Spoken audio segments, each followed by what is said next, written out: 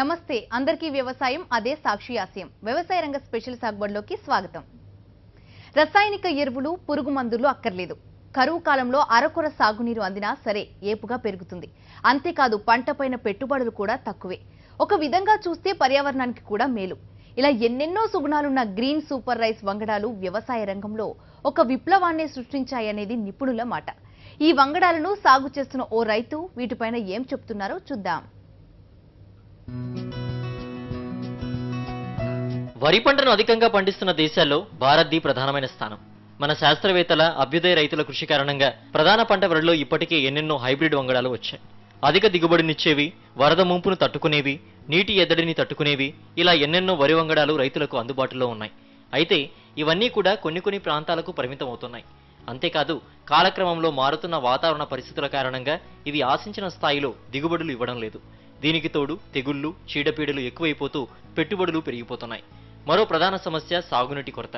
ఇది రాను రాను ఎక్కువ అవుతూ ఉండడంతో నీటి అవసరం ఎక్కువగా ఉండే వరి పంటను సాగు చేయాలంటే రైతులు కింద మీద అవుతున్నారు. ఈ నేపథ్యంలో చూసినప్పుడు రైతులకు ఒక వరం లాంటిదే గ్రీన్ సూపర్ రైస్.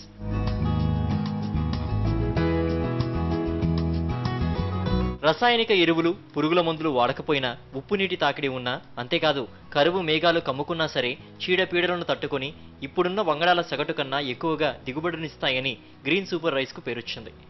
ఇబ్బందులు లేకుండా అతి తక్కువ ఖర్చుతో ఎకరానికి 6 టన్నులకు పైగా వరి పంటను పండించే రోజులు రానున్నాయని నిపుణులు చెబుతున్నారు. ఇవి వివాదాస్పద జన్యు మార్పిడి వంగడాలు ఎంత మాత్రం కాదు. చైనా, ఫిలిప్పీన్స్, భారత్లో ప్రభుత్వ రంగ సంస్థలే వీటిని అందించబోతున్నాయి. తిరిగి వాడుకోదగిన విత్తనాలే కాబట్టి రైతులకు భారం కాబోవు. వందలాది దేశవాళీ వంగడాల్లోని సద్గుణాలను 100కి 100 పాళ్లు పునికిపుచ్చుకున్న వంగడాలివి.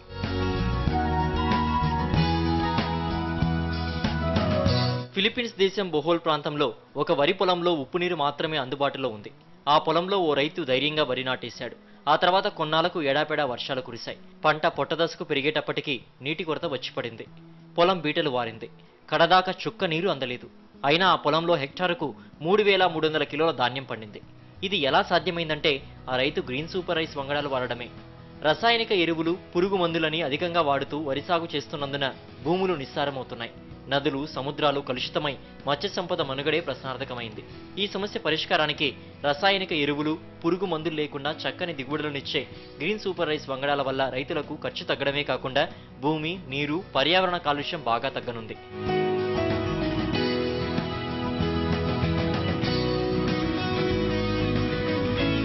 వాతావరణంలో పెను మార్పులు చోటు చేసుకుంటున్న తరుణంలో వరి సాగును కష్టాల నుంచి గట్టెక్కించడం కోసం గ్రీన్ సూపర్ రైస్ విత్తనోత్పత్తి కార్యక్రమాన్ని 1998లో చేపట్టారు. China academy of agriculture sciences, Philippines దేశంలోని ఇంటర్నేషనల్ రైస్ రీసెర్చ్ ఇన్స్టిట్యూట్ సంయుక్తంగా ఈ కార్యక్రమాన్ని చేపట్టాయి. ప్రపంచ దేశాల నుంచి సేకరించిన 250 దేశవాళీ వరి వంగడాలు, హైబ్రిడ్లలోని మేలైన లక్షణాలను ఒడిసిపట్టి కొన్ని వంగడాలను దేశ విదేశీ శాస్త్రవేత్తలు రూపొందించారు. Integrated cross breeding, back cross breeding లాంటి పలు పద్ధతుల ద్వారా ఈ పని చేశారు. తొలి దశలో 16 దేశాల్లో, మలి దశలో మరో 16 దేశాల్లో గ్రీన్ వంగడాల రూపకల్పన, ప్రయోగాత్మక సాగు చేపట్టారు. రసాయనిక ఎరువులు, పురుగుల మందులు అవసరం లేకుండా ఉప్పు నీరున్న భూముల్లో, బెట్ట పరిస్థితుల్లో చీడపీడలను తట్టుకొని సగటు దిగుబడుల కన్నా ఎక్కువ దిగుబడినిచ్చే విధంగా వంగడాలను రూపొందించారు. వివిధ ప్రాంతాల్లో ప్రజల రుచి, ఇష్టాలకు అనుగుణంగా ఉండేలా ఈ సూపర్ గ్రీన్ రైస్ వంగడాలను రూపొందించామని నిపుణులు ఇదివరకే స్పష్టం చేశారు. వియత్నాంలో 25,000 హెక్టార్లు, ఫిలిప్పీన్స్లో 5,700 హెక్టార్లలో వీటిని అనేక సీజన్ల పాటు సాగు చేయించారు. ఇప్పుడు ఈ సూపర్ గ్రీన్ రైస్ విత్తనాలను మన తెలుగు రాష్ట్రాల రైతులు కూడా అక్కడక్కడ ప్రయోగాత్మకంగా పండిస్తున్నారు. పశ్చిమ గోదావరి జిల్లా ఆచంటలో రైతు శాస్త్రవేత్త నెక్కంటి సుబ్బారావు వీటిని సాగు చేస్తూ తన పొలంలో పండిన విత్తనాల్ని తోటి రైతులకు అందిస్తూ వీటిపై అవగాహన పెంచుతున్నారు. మనం చూస్తున్న ఈ సూపర్ గ్రీన్ సూపర్ రైస్ పంటను వరంగల్ జిల్లా గణపురం మండల కేంద్రానికి చెందిన శ్రీనివాసరెడ్డి పండించారు. ఈయన ఈ వంగడాలను రైతు శాస్త్రవేత్త సుబ్బారావు దగ్గర నుంచి తెచ్చుకున్నారు. ఇప్పుడు మీరు చూస్తున్న ఈ వరి 2 వెరైటీలు ఇవి. ఒకటి MTU 1156 దీని పేరు. ఇది మార్టేరు వ్యవసాయ పరిశోధన స్థానం పశ్చిమ గోదావరి వారి నుంచి విడుదల చేయబడింది. మినికిట్ స్టేజ్లో ఉంది ఇది. దీని డ్యూరేషన్ 120 రోజులు. ఇది 1 మీటర్ హైట్ వరకు పెరుగుతుంది. దీని వెన్నులో గింజలు చాలా ఎక్కువగా ఉంటాయి. అందువల్ల ఇది దిగుబడి చాలా ఎక్కువగా వస్తుంది. దీని కర్ర కూడా చాలా దృఢంగా ఉంటుంది. పిలక మధ్యస్థంగా వస్తూ ఉంటుంది. ఇప్పుడు నేను 1 ఎకరం నాటాను దీన్ని. ఇది హార్వెస్టింగ్ స్టేజ్లో ఉంది. మా రైతు మిత్రుల అభిప్రాయం ఏంటంటే 50 పైచీలకు వచ్చే అవకాశం, 50 బస్తాల పైచీలకు వచ్చే అవకాశం ఉందని చెప్తున్నారు. ఇక ఇది రెండో వెరైటీ. దీని పేరు గ్రీన్ సూపర్ రైస్ ZGY1. ఇది ఫిలిప్పీన్స్లోని అంతర్జాతీయ వరి పరిశోధనా స్థానంలో గత 12 సంవత్సరాల నుంచి పరిశోధన చేసి రూపొందించిన విత్తనం ఇది. ఇది ఇంకా మనకు అధికారికంగా మన దేశంలో విడుదల చేయబడలేదు. దీన్ని రైతు మిత్రులు, రైతు శాస్త్రవేత్త ధాన్య పండిట్ నెక్కంటి సుబ్బారావు గారు ఆచంట పశ్చిమ గోదావరి వారు ఫిలిప్పీన్స్ నుంచి ఒక 200 గ్రాములు తెప్పించి దీన్ని డెవలప్ చేశారు. లాస్ట్ టైం వారికి ఎకరాన 63 బస్తాల చొప్పున పంట వచ్చింది. పోయిన సంవత్సరం సాక్షిలో దాని మీద వచ్చిన కథనాన్ని ఆధారం చేసుకొని వారి ద్వారా ఈ విత్తనం సేకరించడం జరిగింది. నేను ఇప్పుడు దీన్ని 11 ఎకరాల్లో వేశాను. దాని వెన్నులు ఈ విధంగా ఉన్నాయి. ఇవి కూడా చాలా దగ్గర ఖాతాగా ఉండి ఎక్కువ గింజలతో చాలా ఎక్కువ పంట వచ్చే అవకాశం ఉంది. ఇది కూడా 50 పైచీలకు వచ్చే అవకాశం ఉంది. ఇంకొక వారం రోజుల్లో అయితే కానీ ఇది హార్వెస్టింగ్ పూర్తి కాదు. ఈ పంటకు చీడపీడల బెడద లేదని రైతు స్వయంగా తన అనుభవంతో చెబుతున్నారు. తక్కువ పెట్టుబడితో ఎక్కువ దిగుబడి పొందే అవకాశం కూడా ఉందని ఆయన అంటున్నారు. ఈ ప్రాంతంలో మొదటిసారిగా గ్రీన్ సూపర్ రైస్ ను సాగు చేస్తున్న ఈయన తన దగ్గరున్న విత్తనాన్నే వీలైనంత మేరకు తోటి రైతులతో పంచుకోవడానికి సిద్ధంగా ఉన్నారు. గతంలో సాక్షి మీడియాలో వచ్చిన గ్రీన్ సూపర్ రైస్ కథనాల ద్వారా రైతు శ్రీనివాసరెడ్డి స్ఫూర్తి పొందారు. వీటికి గాలికి పడిపోయే అవకాశం లేదు. అలాగే ఇందులో దోమ కానీ ఇతరత్ర ఎలాంటి చీడపీడలు కూడా రాలేదు. రెండవది, హార్వెస్టింగ్లో 1010 అయితే చాలా గింజలు రాలిపోతూ ఉంటాయి. కానీ దీనికి ఆ సమస్య లేదు. అందువల్ల దీన్ని రైతు మిత్రులందరూ గమనించి 1010కి సబ్స్టిట్యూట్గా దీన్ని వాడుకోవడం ద్వారా మనం అధిక ఆదాయాన్ని పొందే అవకాశం ఉంటుంది. మంచి విత్తనం కోసం వెతుకుతున్న క్రమంలో నాకు సుబ్బారావు గారు సాక్షి పత్రికలో అట్లాగే మనకు అన్నదాతలో వచ్చిన వారి అభిప్రాయాలను తీసుకొని వారితో సంప్రదించినప్పుడు వారు ఈ విత్తనాన్ని ఇవ్వడం జరిగింది. దీని ద్వారా ఇక్కడి ప్రాంత రైతులందరూ కూడా ఇప్పటికే ఈ చేను మీద వచ్చి చూసి వెళ్ళారు. వారందరూ కూడా వేసంగిలో మీన్స్ రబీలో దీన్ని వేసుకోవడానికి చాలామంది విత్తనాల కోసం అడుగుతున్నారు. వారందరికీ కూడా అందజేయడం జరుగుతుంది. ఇది మనకు ఖరీఫ్లో బావుల క్రింద మరియు బాటలు ఉన్న ప్రాంతాల్లో హార్వెస్టింగ్ చేయడానికి బాట ఉన్న ప్రాంతాలు ఖరీఫ్లో కూడా దీన్ని మంచి పంటగా వేసుకోవచ్చు. కాకపోతే మాకు పెద్ద చెరువు కింద కనుక మీడియం డ్యూరేషన్ కొందరు మిగతా వాళ్ళు వేస్తారు కనుక మాకు ఇది రబీలో మాత్రమే మేము వేసుకోవడానికి అవకాశం ఉంటుంది. దీనికి మొత్తంగా ఇప్పటికీ స్ప్రేయింగ్స్ అని చాలా తక్కువగా ఉన్నాయి. ఒకేసారి స్ప్రే చేసాము. సుమారుగా 15,000 వరకు పెట్టుబడి అయింది. ఇది 1,450 రూపాయలు ఏ గ్రేడ్లో వెళ్తుంది. ఇది దొడ్డు రకంగా బాగా చెప్తాం, మనం ఏ గ్రేడ్ అంటాం. 1010తో సమానంగా దీనికి క్వింటన్కు 1,450 రూపాయలు ధర వస్తుంది మార్కెట్లో. ఆ లెక్కను చూసిన 50 బస్తాలంటే కనీసంగా 50 బస్తాలన్నా 50,000 రూపాయలు దీనికి వచ్చే అవకాశం ఉంది. హార్వెస్టింగ్ వరకు 18,000 ఎకరాన్ని అయినప్పటికీ మిగతా 32,000 రూపాయలు, సుమారు 30,000 రూపాయలు గడ్డి ఒక 1,000 రూపాయలు ఈజీగా వస్తుంది పశువుల గ్రాసంగా. సుమారు 30,000 వరకు దీని మీద ఆదాయం గడించే అవకాశం. ప్రస్తుతం వ్యవసాయ రంగంలో ఎన్నెన్నో మేలైన విధానాలు ఆచరణలోకి వస్తున్నాయి. ఇలాంటి వాటి గురించి, అన్ని విధాలా లబ్ధి చేకూర్చే వంగడాల గురించి రైతులు ఎప్పటికప్పుడు తెలుసుకుని తోటి రైతుల అనుభవాల ఆధారంగా సాగు చేపట్టాలి. పెట్టుబడులు తగ్గించుకోవడానికి మొదట ప్రాధాన్యతనిచ్చి పర్యావరణ హిత వ్యవసాయం చేయాలి. సూపర్ గ్రీన్ రైస్ లాంటి వినూత్న వంగడాల ద్వారా తమ ఆదాయాలు పెంచుకోవాలి. ఆ ఆటో డ్రైవర్ అనుసరిస్తున్న మార్గం అందరినీ ఆశ్చర్యచకితులను చేస్తుంది. హైదరాబాద్ లాంటి నగరంలో జనాభా కిటకిటలాడుతున్న ప్రాంతంలో ఆయన ఇంట్లో కుటుంబ సభ్యుల్లా కలిసిపోయిన ఆ మూగ జీవాలను చూసిన వారు ఇది నిజమా అని అనుకుంటున్నారు. పల్లెల్లో అన్నదాతలు మర్చిపోతున్న పశువుల పట్ల నగరంలో ఓ చిన్న కుటుంబం చూపుతున్న ప్రేమ వ్యవసాయ భవిష్యత్తుపై ఆశలు రేపుతుంది.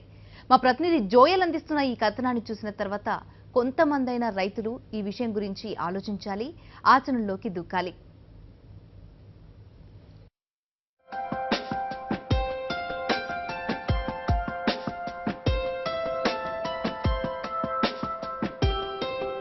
వ్యవసాయం సంక్షోభంలో పడడానికి కారణాల కోసం వెతికితే అనేకం వెలుగులోకి వచ్చాయి. వాటిలో ప్రధానమైనది చీటికి మాటికి రసాయనిక ఎరువులు, మందుల మీద ఆధారపడడమే. కెమికల్ ఫార్మింగ్ గత 5-6 దశాబ్దాలుగా మన దేశానికి, మన రైతులకు చేస్తున్న హాని అంతా ఇంతా కాదు. సత్తువ కోల్పోయి నేలలు నిర్వీర్యమవుతున్నాయి. పెట్టుబడులు పెరిగి దిగుబడులు తగ్గి ఆ వస్తున్న దిగుబడులు కూడా అనారోగ్యకర ఆహార ఉత్పత్తులకు దారితీయడంతో వ్యవసాయం సంక్షోభంలో చిక్కుకుందనేది నిర్వివాదాంశం. ఈ పరిస్థితుల్లో గోవు ఆధారిత వ్యవసాయానికి ప్రాధాన్యత పెరగాలని నిపుణులు చెబుతున్నారు. వినరా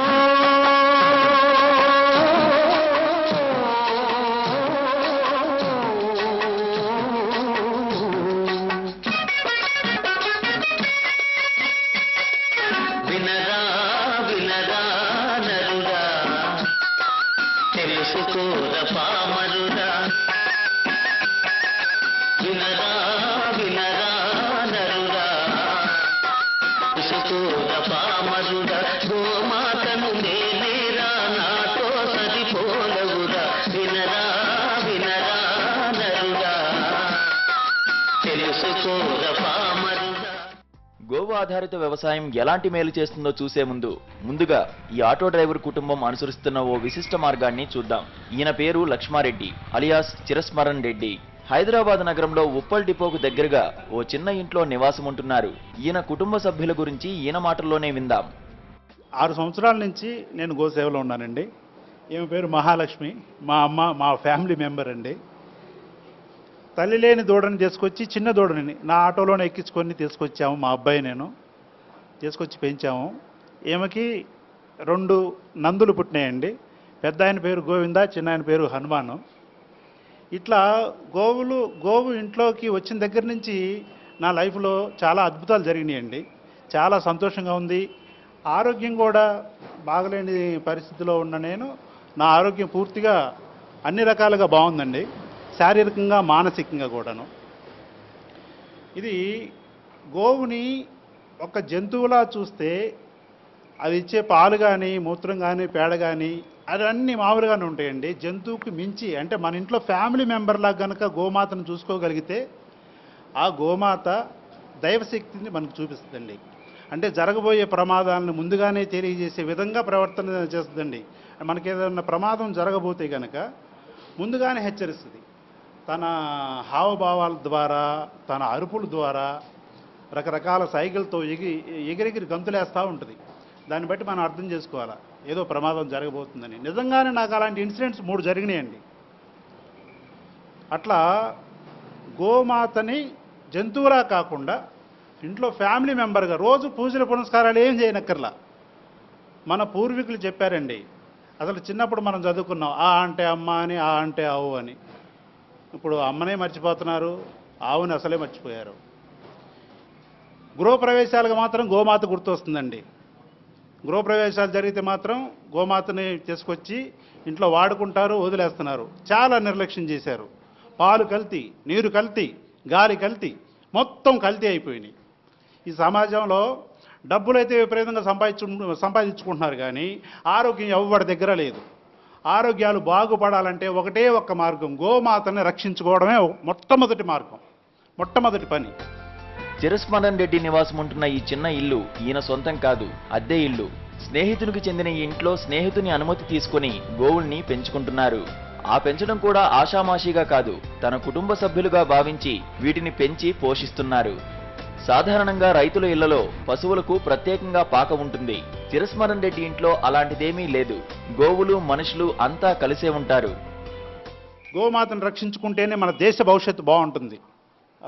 మన పూర్వీకులు ఎప్పుడో చెప్పారండి గోమాత గురించి. మన వేదాల్లో కూడా చాలా విషయాలు చెప్పారు. కానీ ఇప్పుడు సైన్స్ చెప్తుంది మన గోవు మాత్రమే గాలి పీల్చుకొని ఆక్సిజన్ రిలీజ్ చేస్తుందండి. మన ఇండియన్ గోవు, జెర్సీ కాదండి, మన ఇండియన్ ఆవు మాత్రమే గాలి పీల్చుకొని ఆక్సిజన్ రిలీజ్ చేస్తుంది. ఒక 10 గ్రాముల ఆవు నెయ్యిని దీపంగా వెలిగిస్తే 1 టన్ను ఆక్సిజన్ రిలీజ్ అవుతుందంటండి. అప్పట్లో వర్షాలు పడకపోతే హోమాలు, యజ్ఞాలు చేశారు. మన దేశీయ ఆవు నెయ్యితో హోమాలు, యజ్ఞాలు జరిగేవి, వెంటనే వర్షాలు పడేయండి. ఇప్పుడు కూడా చేస్తున్నారు, అంత ఫలితం కనిపించట్లా. కారణం జెర్సీ ఆవు నెయ్యితో మాత్రమే చేస్తున్నారు, అంతా కల్తీ నెయ్యండి. జెర్సీ ఆవుని అమెరికా వాడు పంది కణాల చేత అభివృద్ధి చేయబడింది జెర్సీ ఆవు. దానికి మన ఇండియన్ ఆవుకున్న శక్తి ఏ ఒక్కటి లేదండి. కాబట్టి మన దేశీయ ఆవుకే ఆ శక్తి ఉందండి. ఈ మోపురం చూసారా, మోపురం, ఈ మోపురం మన దేశీయ ఆవుకే ఉంటుందండి. మన దేశీయ ఆవులో ఎన్ని జాతులు ఉన్నాయో అన్ని జాతులకి ఈ మోపురం ఉంటుంది, జెర్సీ ఆవుకు ఉండదండి. గంగడోలు, ఈ గంగడోలు మన దేశీయ ఆవుకు మాత్రమే ఉంటుంది, జెర్సీ ఆవుకు ఉండదు. ఇలాంటి 21 లక్షణాలు ఉన్నాయి. ఈ 21 లక్షణాలు మన ఇండియన్ ఆవుకు మాత్రమే ఉన్నాయండి, మన దేశీయ ఆవుకు మాత్రమే ఉండదండి. అలా గోవుని మన అమ్మగా చూసుకుంటే మనల్ని కడుపులో పెట్టుకొని చూసుకుంటుందండి. అందుకు పెద్ద ఎగ్జాంపుల్ నేనేనండి. ఇట్లా ఒకటి కాదు, రెండు కాదు, చాలా అనుభవాలు నా లైఫ్లో ఎదురైనాయి. నాకు జరగబోయే ప్రమాదాల నుంచి కూడా నన్ను తప్పించింది. నన్ను కొంచెం ఆరోగ్యం బాగలేని పరిస్థితిలో ఉన్న నన్ను ఆరోగ్యవంతుని చేసింది. ఇప్పుడు హ్యాండ్సమ్గా ఉన్నాను నేను.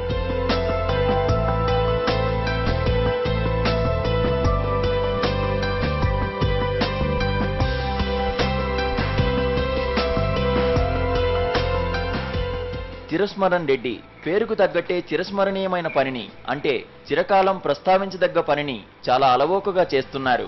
గోవుల పేడ, మూత్రం లాంటి వాటి వాసన గురించి వీరికి ఏమాత్రం పట్టింపు లేదు.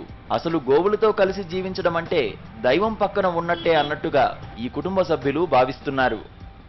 నా పేరు చిన్మయశ్రీ. ఈయన గారి పేరు గోవింద. నేను రోజు పొద్దున్నే లెగిసి మా అన్నయ్యకి రోజు సేవలు చేస్తాను. ఇంకా గడ్డి, పచ్చిగడ్డి, దానా అవి కూడా పెడతాను. ఇంకా మేమిద్దరం కలిసి ఆడుకుంటాము అప్పుడప్పుడు. నా పెద్ద అయిన తర్వాత ఆశ ఏంటంటే గోశాల కట్టేయడం. ఇంతవరకు 55 సార్లు రక్తదానం చేసిన చిరస్మరణ్ రెడ్డి తన ఆటో ద్వారా గోవుల విశిష్టతను చాటుతున్నారు. భవిష్యత్తులో సొంతంగా గోశాలను ఏర్పాటు చేసుకోవాలని ఈ కుటుంబం లక్ష్యంగా పెట్టుకుంది. ఇక ఈ గోవు ప్రేమికుల కుటుంబం దగ్గర నుంచి ప్రకృతి వ్యవసాయ నిపుణుడు సుభాష్ పాలేకర్ దగ్గరకు వద్దాం. గోవు ఆధారిత ప్రకృతి వ్యవసాయం విశిష్టత గురించి 2 దశాబ్దాలుగా ఈయన ప్రచారం చేస్తున్నారు. దేశవాళీ గోవు మూత్రం, పేడ ద్వారా తయారు చేసుకునే ఘన, ద్రవ జీవామృతాలు సాగు భూముల సత్తువు పెంచుతాయని ఆయన చెప్పడమే కాదు, వేలాది మంది రైతుల అనుభవాల ద్వారా నిరూపించారు.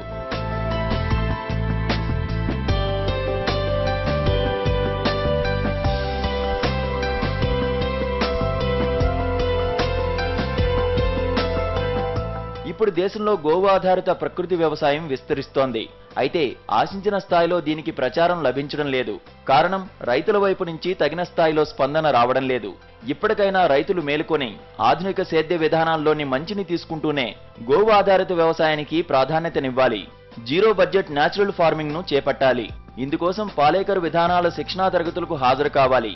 ప్రస్తుతం దేశవ్యాప్తంగా ఈ విధానాలపైన పాలేకర్తో పాటు ఆయన శిష్యులు, అభ్యుదయ రైతులు శిక్షణా తరగతుల్ని నిర్వహిస్తున్నారు. ఈ పద్ధతులు కూడా చాలా సులువైనవి. అందుబాటులోని సహజ వనరుల ద్వారా సేంద్రీయ వ్యవసాయం చేయడానికి ఉపయోగపడేవి. జోయల్, సాక్షి న్యూస్, హైదరాబాద్.